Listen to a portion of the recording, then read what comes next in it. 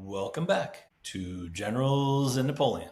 We are extremely honored and blessed today to have the great Rafe Blaufarb from Florida State joining us. Hello, Rafe. How are you? Hey, I'm doing very well, John. Thanks for the invite.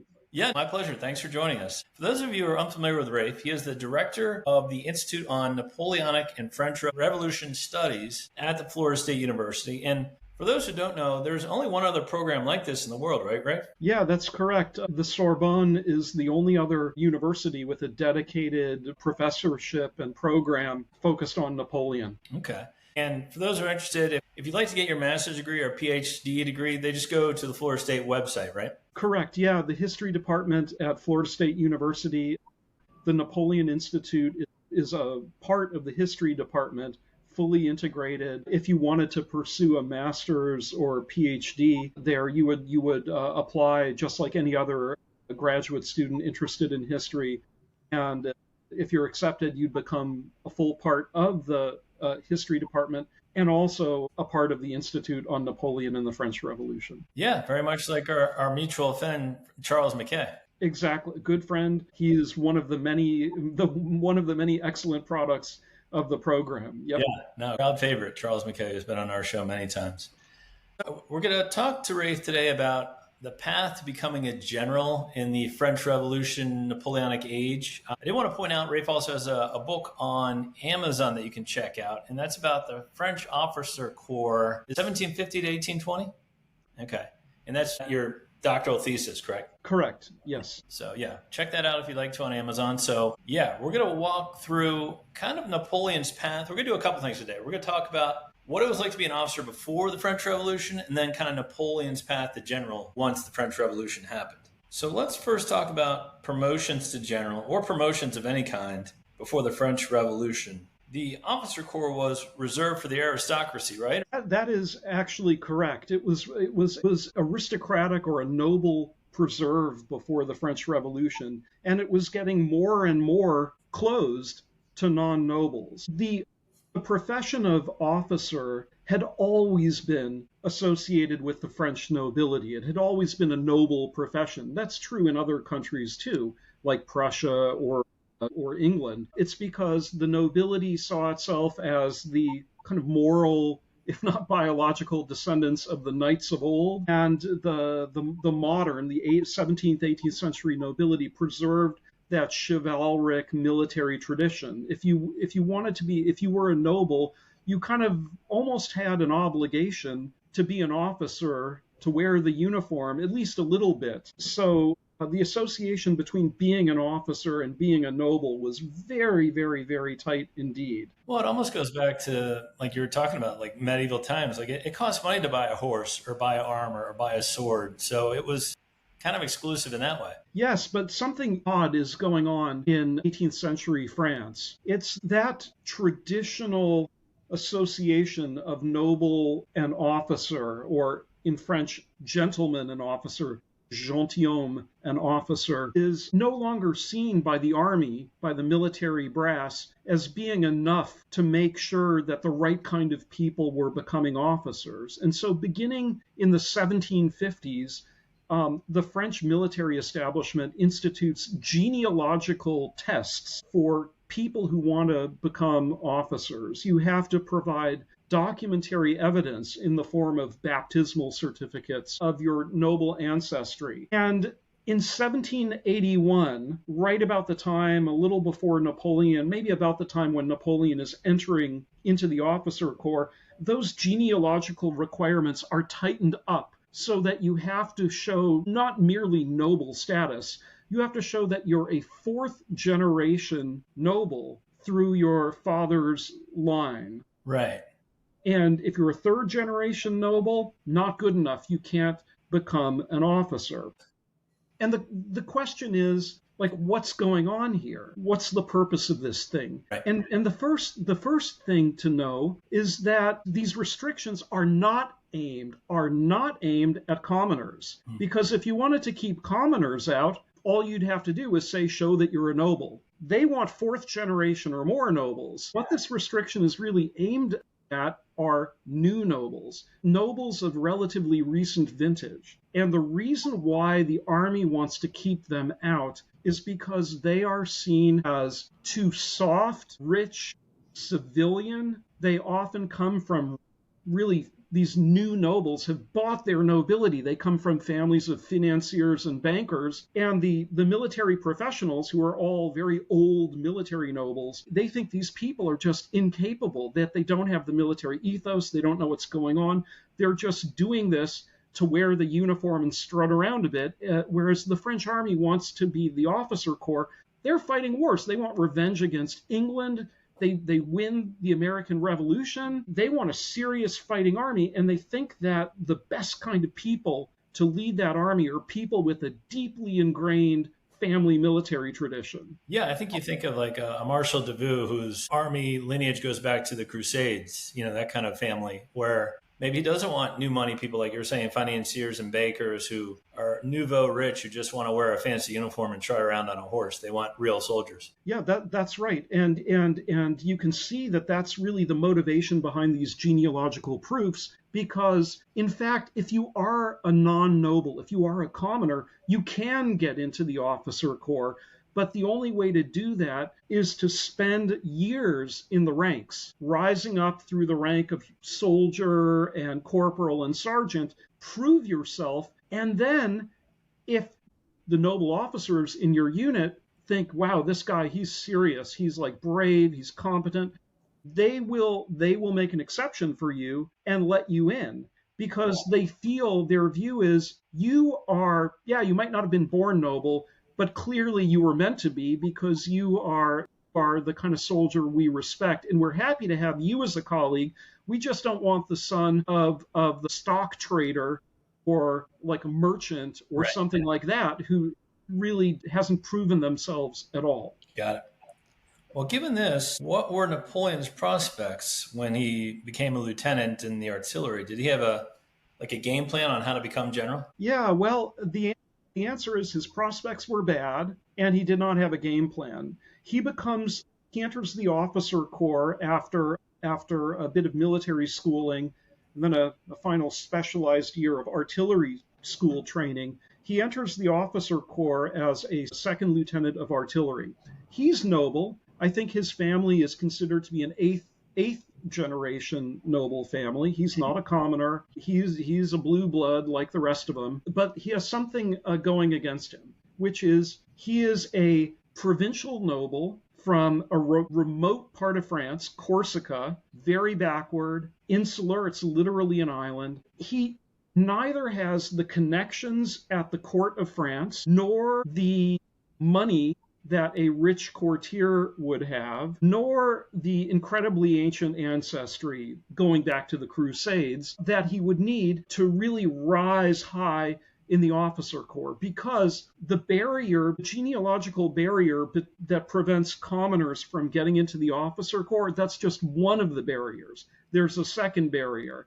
This is a barrier within the officer corps itself, a barrier between, they called themselves at the time provincial nobles, let's call them middle-class nobles, and then the plutocratic aristocrats of the court at Versailles. Those are called court nobles or the upper nobility. If you want to rise high in the ranks in the officer corps of the old regime, you have to come from that second court nobility.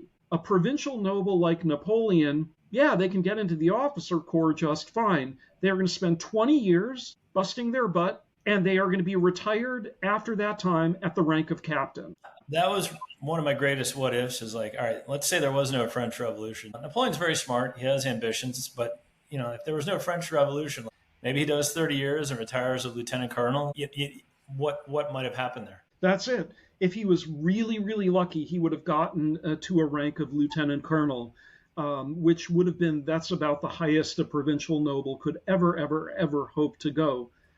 And he'd be retired at that point. But he would never receive the honor of having a full colonelcy, which would have entitled him to command a regiment. There are a finite number of regiments. That rank, colonel, full colonel, very coveted, because it has a structural limit to how many colonels there can be. He'd never get there. This has been studied. Before the revolution, something like 95% of all colonels are from this court nobility. If you don't have the money and the pull and the influence and the pedigree, you're as blocked as a commoner is. I know, and I think that's one of the things. Like for people who aren't aware of it, or in hindsight, it's like, well, why did they do it this way? It's just the way they've always done things, and I think that's one of the appealing things about Napoleon is he would take old systems, get rid of them, and replace them usually like, Napoleonic code or with something that worked better. We're going to talk about that here now. In 1789, French Revolution happens and a whole wave of changes washes over France. How did the revolution affect the Royal Officer Corps? Okay, well, the first thing to know is that the Royal Officer Corps, composed primarily of these provincial middle-class nobles like Napoleon, numbers about 10,000 in 89. The typical officer welcomes the French Revolution. Remember, noble officers, they applaud the revolution. They love it. They love it because for them, the French Revolution means they will no longer be blocked from advancement into the higher ranks. For them, the French Revolution is all about equality and merit. For nobles, equality and merit. Because all they're thinking about is, wow, equality is great. Talent is great. That means we can become colonels and generals, and we don't have to be courtiers. In fact, fun fact, the guy who proposes in the National Assembly to open careers to talent so that you can rise as high as your merit will take you is none other than Josephine Beauharnais' first husband, the Marquis de Beauharnais. Mm-hmm. He's a noble. Mm-hmm. He's a hereditary noble. But he proposes ending the genealogical requirements and the birth restrictions and all of that. The point is, everybody but the tippy top of the courtiers is in favor of what's happening. And the officer corps, even though it's noble, is no exception. They are revolutionaries. They're at the forefront of equality, merit, and talent. Okay. Well, how specifically did it affect Napoleon then? Because he is one of these provincial nobles. Well, let me put it this way. He doesn't fit the general story. The general story is one of disenchantment following this initial wave of optimism about the revolution. For a variety of reasons, the noble officer corps becomes very unhappy with the revolution. The revolution abolishes feudal dues, which a lot of them have. They're lords as well as officers. They don't like that very much. Then the revolution goes on to abolish noble status itself, even as an honorific status. And then, because of the general instability of the revolution, and because of its promises of equality, the soldiers, the commoner soldiers, get very impatient, waiting for their turn to rise up through the ranks, and they begin to get very insubordinate. In many regiments, they literally drive away their officers. They literally kick them out. And so the officers, who, remember, they're professionals at this point. They don't like a revolution that's not only messing with their socioeconomic status, and it's ruining the army because the army is in a state of like quasi-mutiny. And so they get very, very, very disgruntled. Finally, 2 years into the revolution, in the middle of 1791, the King of France, Louis XVI, he gets so sick of it that he flees the country. He decides, I've been trying to work with the revolution, manage it, whatever. It's no way. We're at war. The revolution's bad. I'm running away to another country to try to raise up armies and put the revolution down. At that point, the noble officers who had been kind of mainly sticking with it, often on the grounds that being in the army and trying to maintain control was their way of serving their commander, the king. When the commander-in-chief runs away from the country, when he flees, the noble officers feel that their oath now to remain at their posts and serve the monarchy is over. And the result is massive emigration. The officer corps flows out. They leave the country and take up arms against France. Well, yeah, and it doesn't help when they start lopping off heads with the Reign of Terror, including Beauharnais.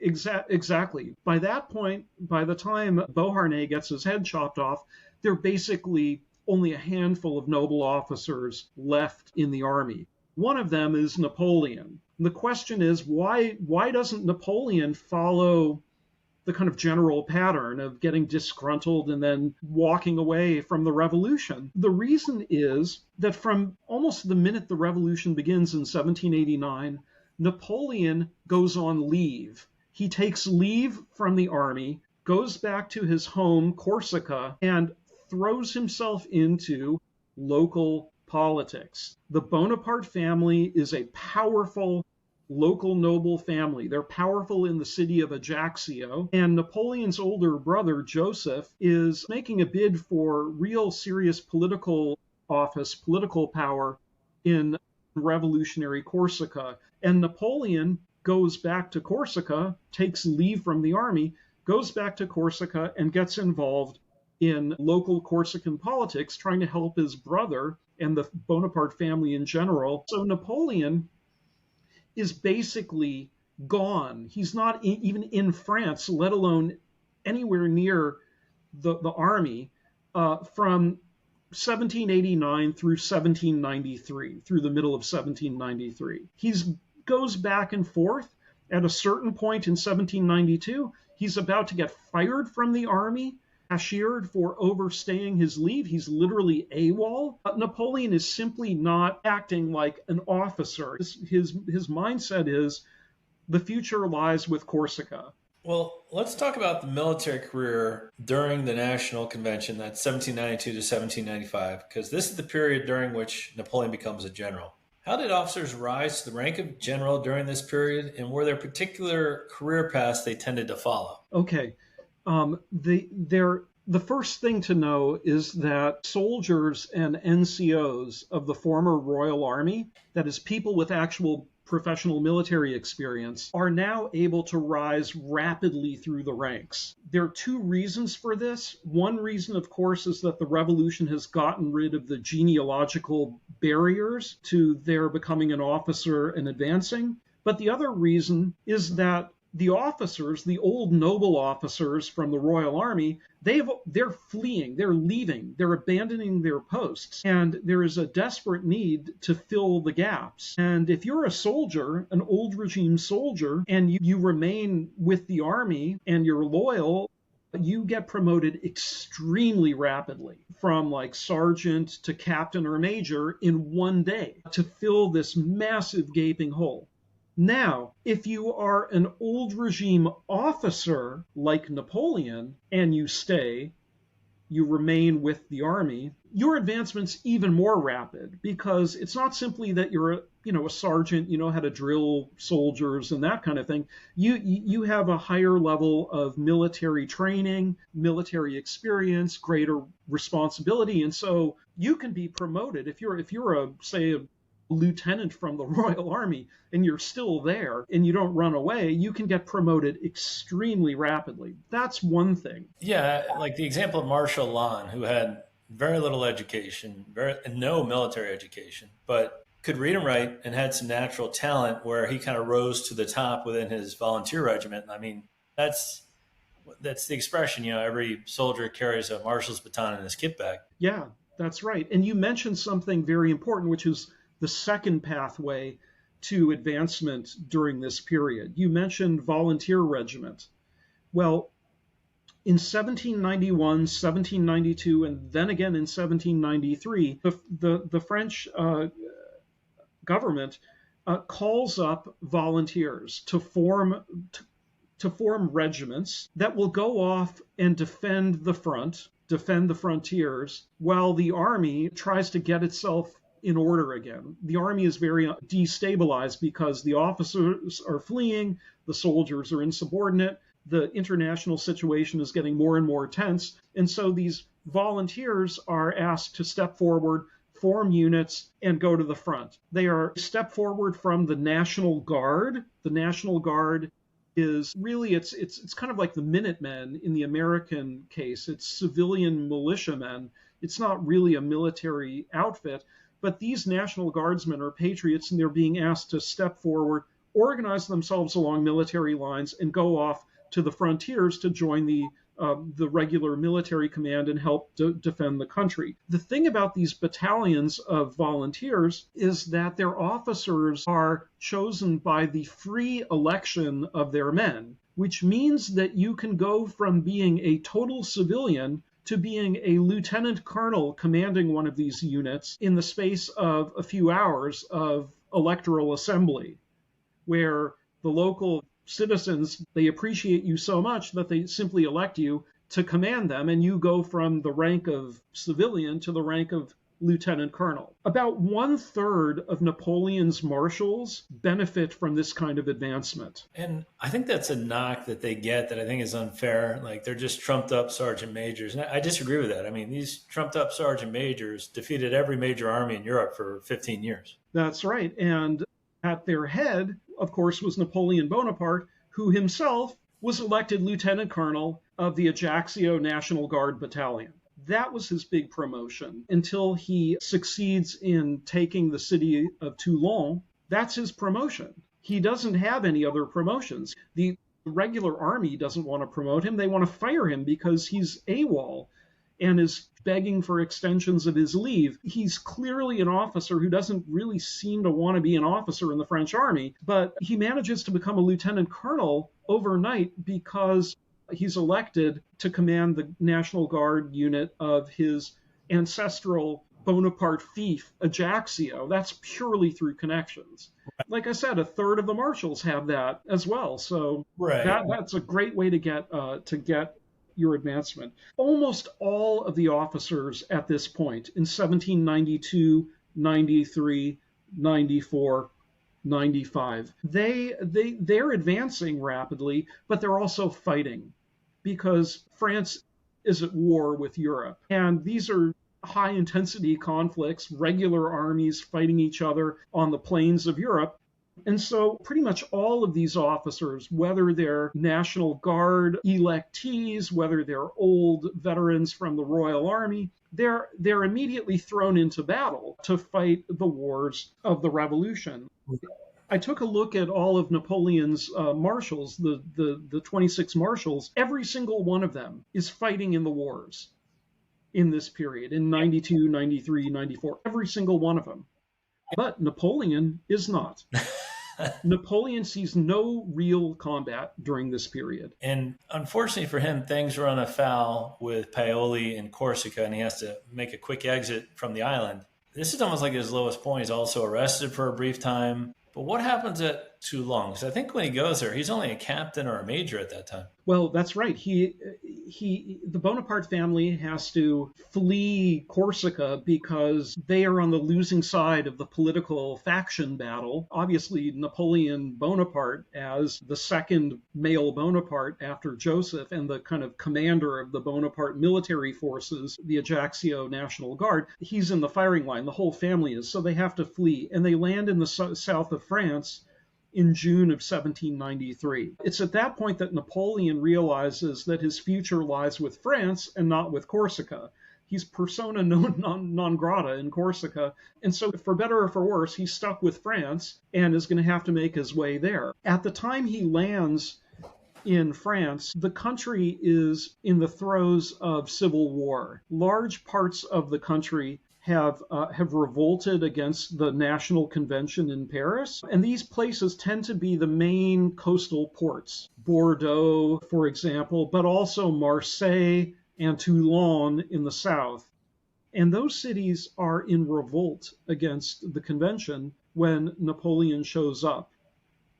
And he's drafted by the military commander to scour the French countryside for cannon and supplies. Napoleon's an artillery officer. The idea is he knows where to find cannon. Above all, he knows how to transport them. He knows the kinds of extra supplies they need to be functional. Moving a bunch of cannon around is not a simple matter, but Napoleon has experience with this, presumably, and so he is called upon to basically serve an important rear echelon logistical task for the armies, the Republican armies that are headed to Marseille and then to Toulon to try to restore the authority of the central government. Yeah, and I think it gets lost. People think that Napoleon was the commander at Toulon, and he wasn't. Not at all. He was not at all the commander. There were, I'm not sure. I think there were several commanders, a succession of them. None of them did very well. Toulon is a fortified city. It's revolted, as we've said, against the authority of the central government, and it's being protected by British and Spanish troops, and above all by the British Navy. So it's kind of impregnable. It's a much tougher nut to crack than the other revolted cities of France that didn't have that kind of foreign military support. Right. And I think it's a different layout too. Like with Lyon or some of these others, you could just send the army in and plow in and retake it. Because it's a port, I think the other commanders were trying to use that same strategy. And Napoleon correctly points out, no, you just need to get the heights above Toulon, and then the navies will leave. That's correct. That's how he's going to break the siege and as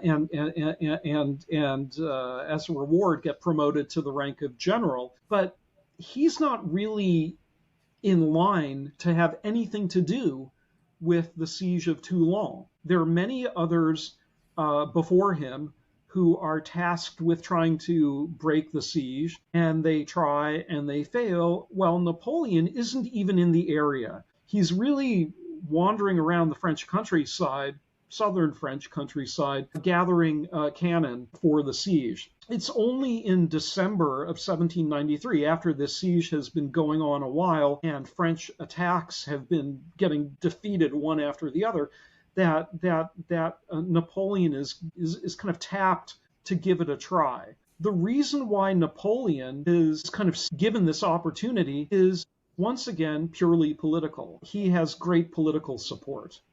The commissar, the political commissar, his name is Paul Barras. He will go on to become Napoleon's patron and be a very important political figure. But Barras is a Jacobin and a member of Robespierre's party in the convention. And Napoleon's brother, Lucien, is a Jacobin stalwart in Paris. And Lucien passes on the word to Augustin Robespierre, who passes on the word to his brother, the great Robespierre, who passes on the word to Barras, and Napoleon gets his chance through pulling political strings. That's it. So as much as we want to talk about merit and how the cream rises to the top, sometimes it's still who you know, like it was pre-revolution. That is correct, except now it's not who you know at the court of Versailles. It's more like who you know in the Jacobin Club, and it's no longer about money and pedigree. It's about politics. Okay. And this is where Napoleon first excels. He has virtually no experience you could call actual military experience, no combat experience at this point. But boy, he's got a lot of political experience. He's been deeply involved in politics in Corsica. He was a Jacobin. He was a founder of the Jacobin Club in Ajaccio. He's a National Guard commander. He's involved. He uses his National Guard troops in what amounts to political street fighting in Corsica. He is a political maneuverer, and this is another path to becoming a general during the revolution. Right. That Napoleon shares with a number of people, none of whom resemble in any way his marshals or his generals. And I think that's a common pattern we'll see, and we're going to get into it here in a minute. There's other generals who have other ideas on how to do things, and Napoleon usually knows how to outmaneuver them. And case in point, obviously Toulon, he becomes general. Paris and the whiff of grape shot. It's one thing to become a brigadier general. It's another to be given command of a field army during wartime. So how did Napoleon achieve this milestone, arguably the pinnacle of any military career? He's in charge of the entire Paris garrison. Yeah, well, he actually finds himself in Paris in 1795. That's the period we're talking about, because he's unemployed. After his success at Toulon, he's promoted to the rank of general of brigade. That's the lowest, the entry-level general rank. And that's when he becomes a general. That's December of 1793. He's then employed for a few months doing logistical work again. No one sees him as a combat general. He's good at logistics. All of that. He's good at artillery. He's inspecting the fortresses along the south of France, the French Mediterranean coast, which is a major logistical task, but it's not a combat or a command kind of task. But then the winds of political change shift, and Robespierre and all of his supporters fall out of favor. In fact, Robespierre is overthrown and executed. Napoleon, who is a Jacobin, a Montagnard, and a Robespierrist, he is all the things that you don't want to be at that point. He is thrown in jail, and he could have been put to death for his political leanings, but after a few weeks in jail, he's released, but he's not given any kind of job back in the army. And so what Napoleon does at that point is he heads up to Paris to start knocking on doors of politicians, the war ministry, trying to get his job back, to get some kind of job, because he's got no resources. He's actually got no money. He needs to be employed. And he's actually kicking around Paris for months because he's having no success at all. And he's just available in Paris when there's a right-wing royalist uprising that threatens the convention that is now being pretty much headed by his old patron from Toulon, Barras. And Barras thinks, oh my God, we need soldiers, we need the army to save us, but we need an officer, a commander we can trust. And this Napoleon guy, he doesn't like royalists. He's one of us. He's a lefty. So we can count on him to kill royalists for us and save our skin. And so Barras just says, hey, you're in charge, save us. You have carte blanche to do whatever you want. And Napoleon does what he's good at. First thing he does is he orders a young cavalry officer called Murat to go scouring the countryside for artillery. He spends a lot. Napoleon's very interested in that, gathering artillery, and then uses it against the Parisian uprising of the famous whiff of grape shot. And for that second great feat of military prowess, he is promoted to the rank of lieutenant general and then given command of Paris. But what he really gets is he gets the status of the regime's strongman. If there's like internal trouble, uprisings, dissent, Napoleon is your guy. He's a tough political general who will shoot down civilians on the street for you.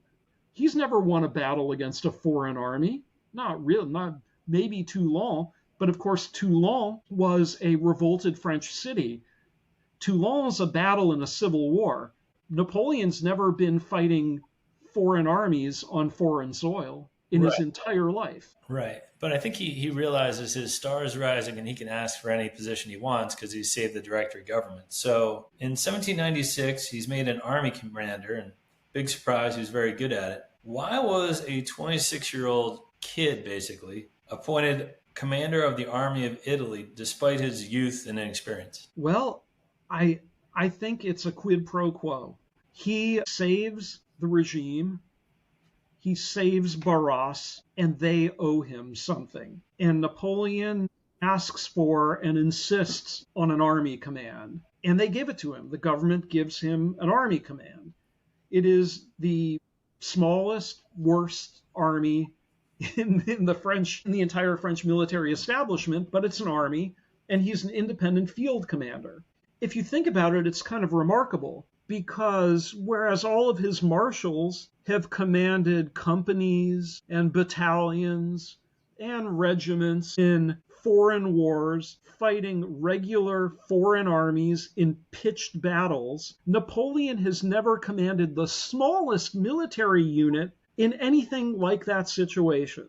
He goes straight from being a political general suppressing internal uprising to being given a command of a complete army, which is just remarkable. And even more remarkable, he's good at it. Right. And I was going to ask you, what are the secrets to his success as commander of the Army of Italy? Which you said, this is an army that doesn't have shoes or uniforms or muskets. He's working with nothing here. So how does he take the worst unit and just dominate Italy for 2 years straight? Well, I've got 3 reasons that have to do with Napoleon, the commander-in-chief, and then another reason, a 4th reason, that has to do with the army he commanded. Because at the end of the day, you can give a military genius a bunch of school children, and they're not going to win a war. You can give a great commander a really bad army, even a bad professional army, and it ain't going to work. Doesn't matter how good you are if you don't have the tool to use. You could be Vince Lombardi in the NFL and have the greatest coach and staff ever, but if you don't have the players, there's nothing you can do. That simple. And so I guess we should start with that. The players. Who are the Army of Italy? Well, the Army of Italy are simply the soldiers of the French Revolution who've been fighting since 1792. Their numbers were radically, dramatically increased during the time of Robespierre in 1793 and 1794. There was a massive, massive call-up of troops, which enabled the French armies to save France from invasion and then begin to go on the offensive.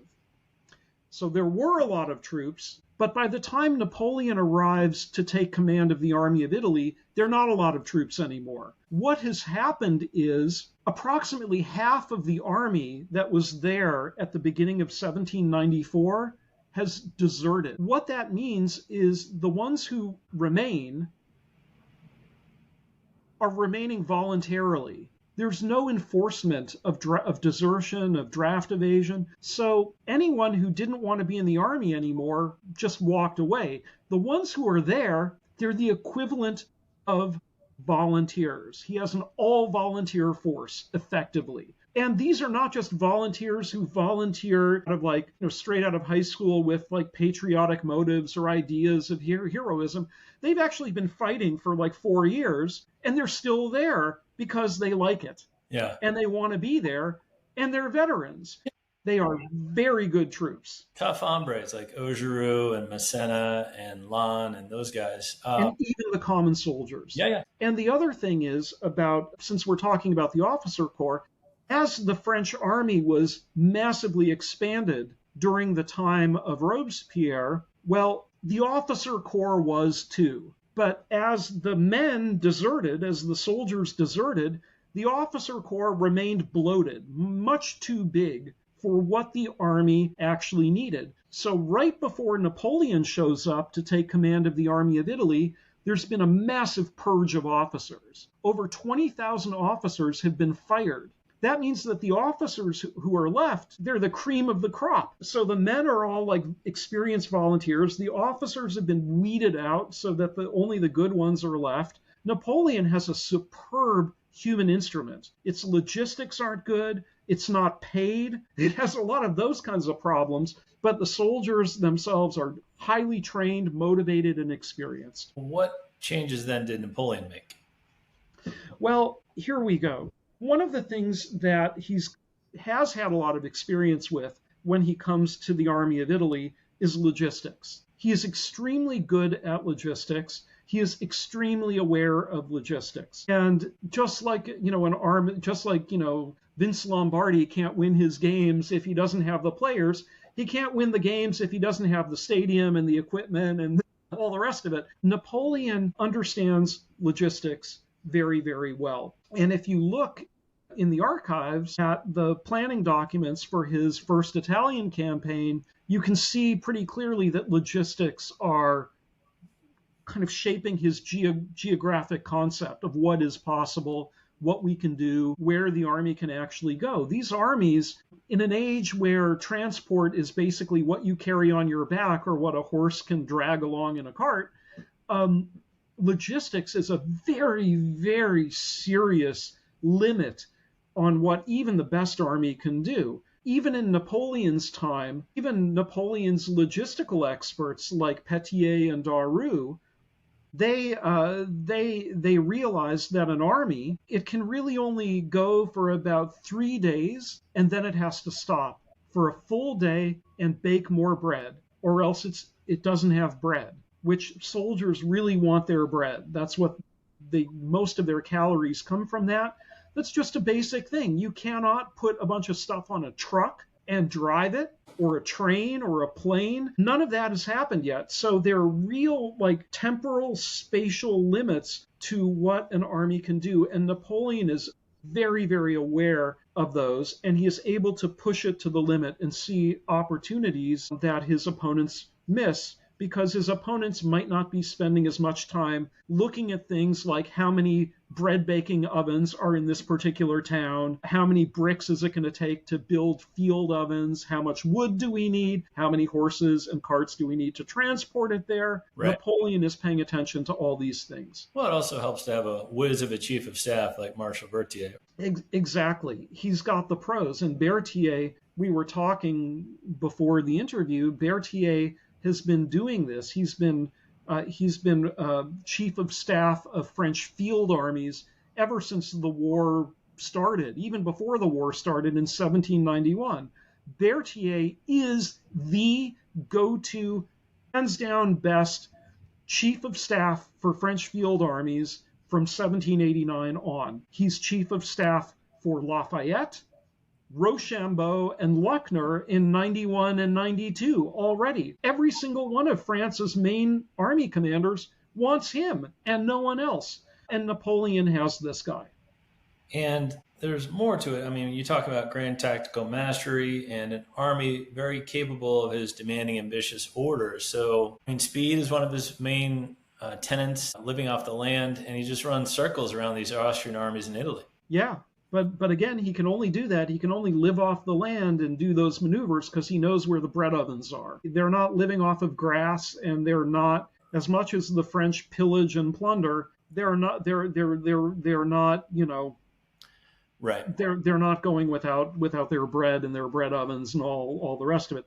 They're just not as tied to their supply train as the other armies. In part, it's because the French don't have a whole lot of money to pay for that kind of stuff either, so they don't have much of a choice. Well, let's talk about finally how a general becomes a head of state. It's my last question for you. Napoleon's kind of legendary for waiting for just the right time. I mean, you look at the Fructidor coup in 1797. He famously sends General Augereau to handle it, knowing that Augereau is a non-political animal. So how does Napoleon know the time is right in 1799 when he returns from Egypt? Well, once again, it's his political sense. And not just his own political sense. It is his brother Lucien once more. Lucien, whose Robespierre connections had gotten him the opportunity to show his stuff at Toulon. Well, Lucien in 1799, when Napoleon returns from his failed Egyptian expedition, Lucien is the president of the French Assembly. He's gotten himself elected and is actually the most powerful politician in that assembly, or at least he's the guy who can say where the assembly meets, when its session ends, that sort of thing. And Lucien has been organizing a coup d'etat, an overthrow of the existing form of government for a while before Napoleon even shows back. So there's a plot that's already afoot. Lucien's organizing it, but he's got with him someone even better, a man named Sieyès. Sieyès had been essentially a non-religious member of the church before 1789. He is the man more responsible than anyone else for declaring that the National Assembly was sovereign in 1789 and telling it how to take power. The seizure of power in 1789 by the Revolutionary National Assembly, that's Sieyès. It's all his idea. He scripts it. He writes it down. People follow him. If you want to say who did the French Revolution, it's Sieyès. 10 years later, in 1799, Sieyès has gotten sick of the French Revolution. He thinks that it ain't working out and he wants a new constitution. And so he comes up with a plan to kill the revolution he created 10 years later. As Sieyès said at the time to his fellow plotters like Napoleon Bonaparte, he said, look, we're ready to go, guys. I got it all in the bag. I know how to do this. We just need a sword. We need a strong man. Yeah, and it's interesting. He goes to Bernadotte and a few others, Moreau, Marshall McDonald, if you want to believe his memoirs, and all of them say, no, I'm not the right guy. You know who is the right guy? Exactly. He's going around. They can't find a general. The plotters are all ready to go. They can't find a general. They finally get one, a guy called General Joubert. I think he had been with Napoleon in Italy, actually. Yeah. Very brave general. You know, bravery has its limits because he's such a brave general he gets shot in the head and killed charging at the head of a cavalry brigade, like right before he's supposed to do his coup d'etat thing. So they're out of a general, they're out of luck again. Their guy got killed. And so when Napoleon shows up unexpectedly, Lucien's like, whoa, wait a minute. I got the guy, my brother. And after some personality clashing between Napoleon and Sieyès, Napoleon is eventually brought on board the coup and serves as their sword. But the important point here is it's not a military coup. He's simply brought in as the hired muscle in case it's necessary. His coup comes in after the political coup has taken place, and he evicts Sieyès. Right. Because Sieyès wants to make himself essentially the first consul, but Napoleon outmaneuvers him, sidelines him, and gets himself put in the position that Sieyès had kind of been expecting for himself. Yeah, I think he just missed the measure of Napoleon's ambition. I think Sieyès thought, all right, he'll help me, and then he'll go back to his army in Italy and leave me alone. And he just didn't understand Napoleon. That's right, but to both of their credit, to the credit of Napoleon and to Sieyès, I mean, these guys are fighting for ultimate power over France. Heavy stakes. You know what would happen in a 20th century context? Someone would end up like shot in the back of the head in a prison somewhere. Well, what happens here is Napoleon says to Sieyès, look, guy, I won, no hard feelings. I'm gonna give you a palace in the countryside. I'm going to give you boatloads of money. You'll have a great life. Just retire from the public eye, get out of my sight, and we'll be good. And Sieyès, he's like, it's a fair cop, Gov. I know when I'm beat. And he took the consolation prize, and that was it. And there was no blood spilled. Yep. There were no political enemies disappeared. In some ways, it's more peaceful than many democratic political transitions. Not sure what that says about democracy, but it sure says that Napoleon, he wasn't really a vindictive guy in the sense of needing revenge. He just wanted victory, and if he got victory, he didn't need to crush you into the ground as long as he recognized that he was on top. Well, there you have it. Thank you for that, Rafe. That was wonderful. Again, Rafe Blaufarb, if you want to learn more, please check out Rafe's book on Amazon or check out Florida State's History Department website, and you too could be a master's or PhD student at the Institute. And we thank Rafe for his time. Thank you very much. It was a lot of fun.